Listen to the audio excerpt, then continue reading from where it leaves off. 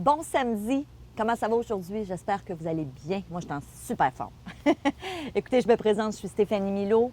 Et si vous me suivez depuis un petit moment, vous le savez, j'ai une mission. Ah oui, je me suis donné une mission d'inspirer 10 millions de personnes au cours de la prochaine décennie à vivre une vie plus satisfaisante, à la hauteur de leurs rêves. Alors, merci d'être là. Merci de m'aider à partager mon message. Et aujourd'hui, je réponds à une question que j'ai reçue par courriel il n'y a pas tellement longtemps d'un type qui s'appelle Martin. Martin m'écrivait, il me disait, Stéphanie, moi, je veux développer mon intuition.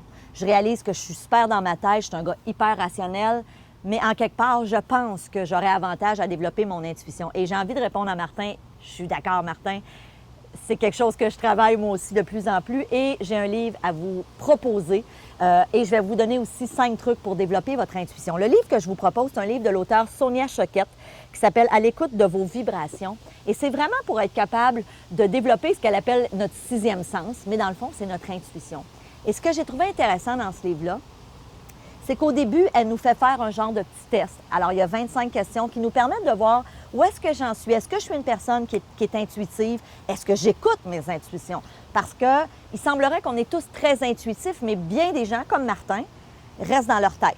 Et quand ils ont des feelings, parce qu'il y en a qui appellent ça des feelings, quand on a des intuitions, des fois, si on est une personne très rationnelle, on ne va même pas écouter notre intuition, puis on remonte tout de suite ici à rationaliser, puis à dire, ben non, voyons donc, ça ne fait pas de sens. Même si notre petite voix intérieure ou notre intuition nous disait d'aller de l'avant, par exemple. Donc, il y a un test qu'elle nous fait faire. Je vous donne quelques questions, mais évidemment, vous pourrez le faire dans son livre. Alors, quand je suis avec quelqu'un, est-ce que je saisis facilement ce que l'autre ressent?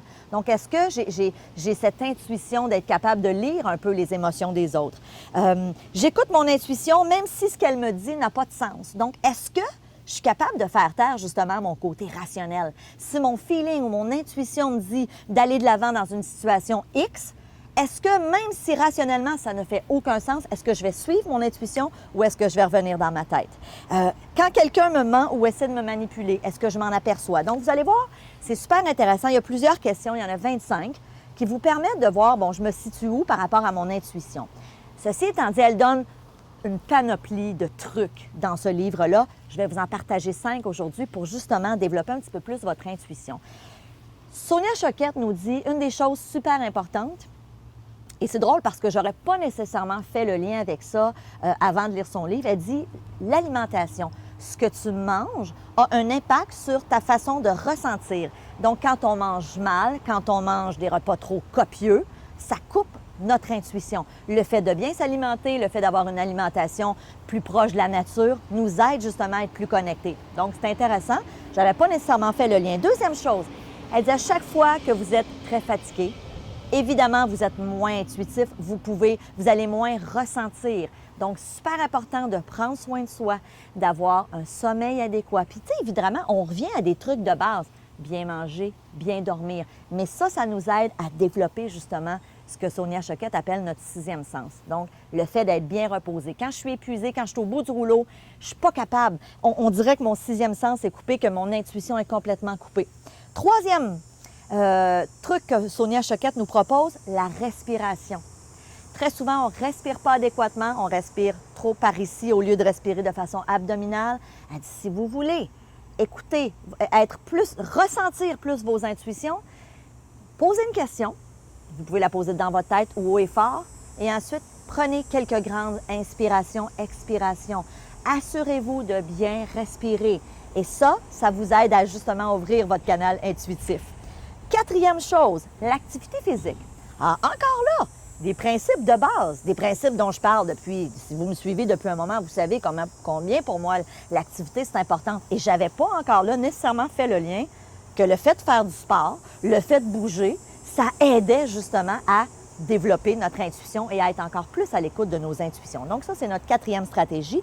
Et la dernière, bien évidemment, prendre des temps d'arrêt pour se connecter à son intuition. Donc, ce qu'elle nous propose, quand vous voulez avoir des réponses, quand vous êtes dans l'incertitude, si par exemple, on vous offre une opportunité, je vous donne un exemple de changer d'emploi et que vous vous dites, je ne suis pas sûre, j'ai une sécurité d'emploi, je ne sais pas ce que je devrais faire, ce que Sonia Choquette dit, c'est prends un temps d'arrêt.